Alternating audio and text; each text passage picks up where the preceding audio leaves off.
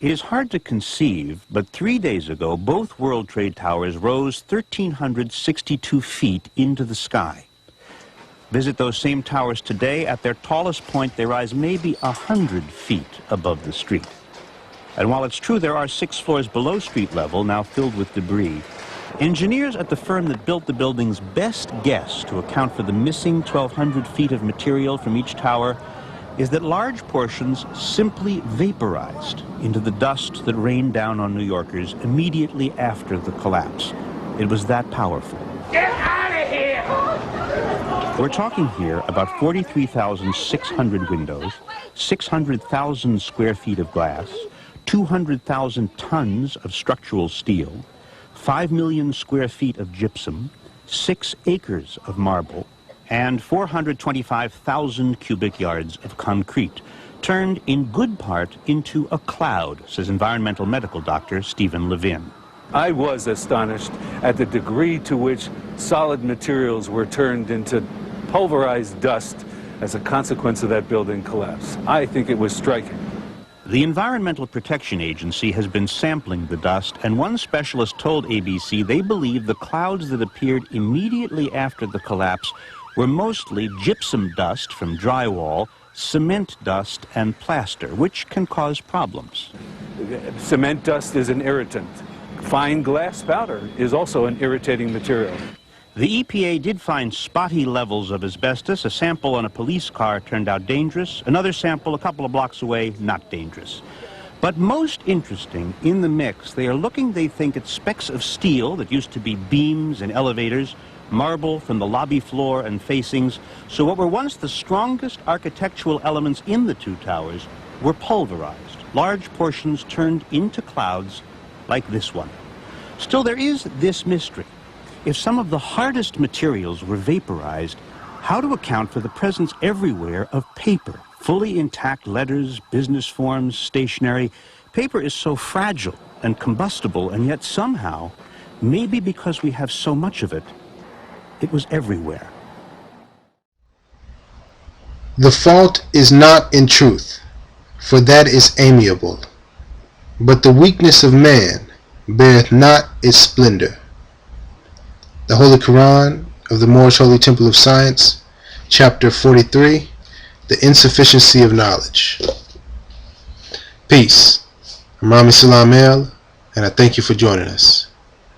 Today's lesson is going to be 9/11, facts, and the truth. Peace to Dr. Judy Wood. I'm going to be reading from her textbook, Where Did the Towers Go? Evidence of Directed Free Energy Technology on 9/11.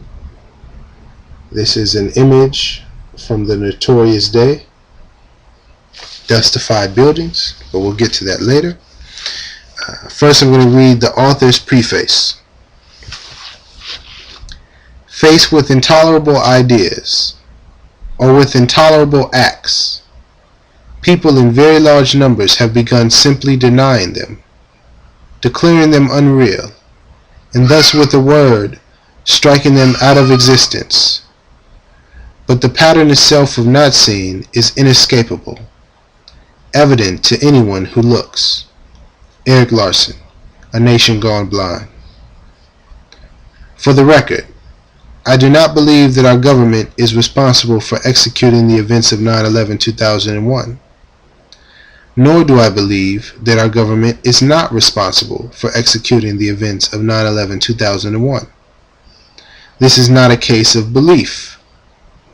This is a crime that should be solved by a forensic study of the evidence. Before it can be determined who did it, it must first be determined what was done and how it was done. The order of crime solving is to determine 1. What happened, then 2. How it happened, by what weapon, e.g. Then 3. Who did it, and only then can we address 4. Why they did it, i.e. motive. Let us remember what is required to convict someone of a crime. You cannot convict someone of a crime based on a belief. You cannot convict someone of a crime if you don't even know what crime to charge them with. If you accuse someone of murder using a gun, you better be sure that the body has a bullet hole in it. And yet before noon on 9/11/2001, we were told who had done it and how it had been done. This before any investigation had ever been conducted to determine what had been done. Now I'm going to read some facts about 9/11 that is rarely addressed by either the corporately controlled media, also known as the mainstream media, CNN, Fox News, MSNBC, etc., as well as the alternative news, your Alex Jones, all of the quote-unquote conspiracy theory alternative sites as well. I'm going to be reading from the section entitled World Trade Center Evidence That Must Be Explained. It's on page 480. Fact. Approximately 1,400 motor vehicles were toasted in strange ways during the destruction of the Twin Towers. Why and how? Fact. For more than 7 years, regions in the ground under where the main body of World Trade Center 4 stood have continued to fume. Why? Fact. Most of the destroyed towers underwent mid-air pulverization and were turned to dust before they hit the ground. What force caused this dustification? Fact. Of the estimated 3,000 toilets in World Trade Center 1 and 2, not one toilet survived, nor was any recognizable portion of one whatsoever found. Why? Fact. Only one piece of office equipment in the entire World Trade Center complex, a filing cabinet with folder dividers, survived. Why? Fact. The destruction of the World Trade Center 7 building in the late afternoon of 9/11/2001 was whisper quiet.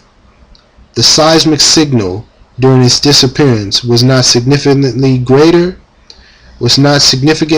than background noise. Why? Fact. The Twin Towers were destroyed in a shorter time than can be explained by physics as a quote-unquote collapse, even at free fall speed. Fact. The World Trade Center Building 1 and World Trade Center 2 rubble pile was far too small to account for the total mass of the buildings. Fact. The World Trade Center 7 rubble pile was too small to account for the total mass of the building, and much of it consisted of mud. Fact. Truckloads of dirt were hauled both into and out of the World Trade Center site, a pattern that continues to this day. And just how fast did it disappear? I will not say collapse, because there's evidence that not much of it hit the ground. If you dropped a billiard ball off the roof of one of the towers, it would take 9.22 seconds to hit the ground. The seismograph showed the ground rumbled for 8 seconds. Houston, we have a problem. But what about all of the energy requirements?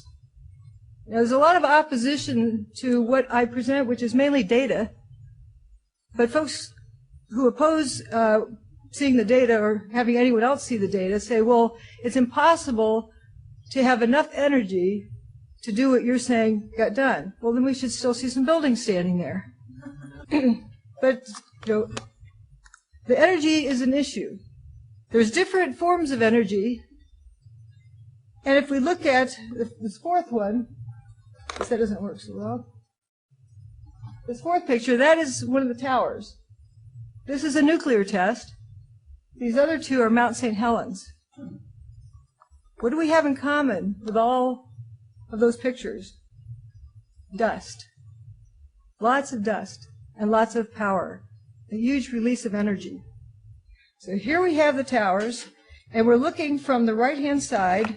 So I can move this tiny bit here. We're looking from over here at the towers, here's the Bankers Trust building. We're just about eye level with Bankers Trust. And we're going to look straight across at that elevation, which is about the rooftop level of Bankers Trust, how far that is from the ground. And here's that image from that eye level. What is all this? That's about 2/3 of Tower 2. Do you believe me? We're missing 2/3 of Tower 2. It hasn't hit the ground yet. Bankers Trust is a 40-story building. This tower was 110 stories. Where did it go? I call this the snowball picture. That snowball cannot account for 2/3 of the building. And again, there's that elevation. So what about the seismograph? Well, there was a 2.4 magnitude earthquake earlier that same year in January, and this is what the chart looked like. But when the second tower, quote, collapsed, according to the USGS, this is the chart. A whole lot smaller. I don't know if there was filtering or what, but it's kind of unbelievable that you drop two 110-story buildings, 500,000 tons each, and it doesn't even make the same seismographic signal as a 2.4 earthquake earlier that year? I'll close out with the final thoughts from Dr. Judy Wood in her textbook, Where Did the Towers Go? I wanted to submit my own evidence and my own research for the record as testimony and as validation of the information from Dr. Judy Wood's book. And I'm specifically speaking about Hurricane Aaron. In short, and you can find the detailed information in the description below, but in short, there was a hurricane, Category 3, about 500 miles off the east coast of North America, headed straight to New York on September 11, 2001. Now, if you think back a few years ago, we had Hurricane Sandy, and that hit the east coast of North America, and that was a Category 1 hurricane. And they had plenty of breaking news updates and news segments from Anderson Cooper and Wolf Blitzer and all the quote-unquote mainstream media outlets about being prepared for Hurricane Sandy and what the storm may do, etc., etc., etc. There was virtually no breaking news updates. There was no news programs. There was no anticipation and hurricane watch programs for Hurricane Aaron on September 11, 2001. And Hurricane Aaron was a Category 3 compared to Hurricane Sandy, which was a Category 1. So I mean, and you can, and I don't want you to believe me, I want you to look it up. The website is the National Oceanic and Atmospheric Administration. Go to that website, look up Hurricane Sandy. It'll create a map for you and a plot of where the hurricane went. And then you can pull up Hurricane Aaron, which was in 2001, 9/11, and you'll see the course that it took. And then you have to ask yourself, if we received all that information about Hurricane Sandy and it was a Category 1 hurricane, why did we not receive any information about Hurricane Aaron and it was a Category 3 hurricane?